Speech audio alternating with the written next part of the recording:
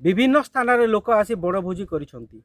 नुआपड़ा जिला खरियार मध्य भागरे मध्य एक एमिति जगह अछि जहाँ को लोअर इंद्र इरिगेशन प्रोजेक्ट बा तिखाली डैम कहा जाए।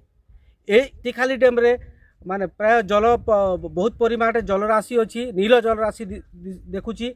सुंदर जगहटी अच्छी, बड़ पहाड़ घेरा बोटिंग रो सिस्टम अच्छी। एठी जिला तथा जिला बाहर हजार हजार संख्यार आसी दर्शक एटा को उपभोग करुछंती। सेमाने आसी एठी बणभोजी करुछंती, उपभोग करुछंती। देखिबा जे सेमान कोन कहउचंती, तांकर अनुभूति कोन अछि, तांको ठारू प्रतिक्रिया नेबा।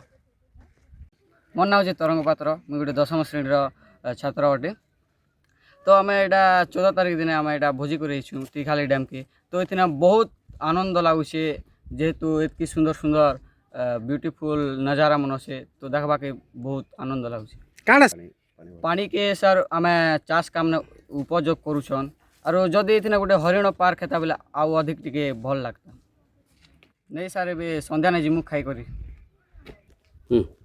आम कलाहांडी डिस्ट्रिक्ट जूनागढ़ ब्लॉक अधीनस्थ सरकारी उन्नीत उच्च विद्यालय तलमलारू स्टूडेंट एवं स्टाफ सब आम बनभोजी करने आईलु एवं यही वन महोत्सव में बहुत आनंद नापी आईचु। स्टूडेंट आम पाखापाखि 80 आईचु एवं आम स्टाफ आईचु 15 जन। एमती आम बुलवा को आईचु सर, बहुत बढ़िया लगुच।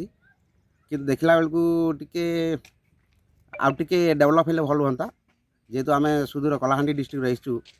बहुत बढ़िया लगे बोलिक बहुत भल लगुच। तथापि आउ बेटर टिके आवश्यकता अच्छी। काना आम जिते आसलु सर ये टिके आउ टिके बेटर हेले भल हाँ सर।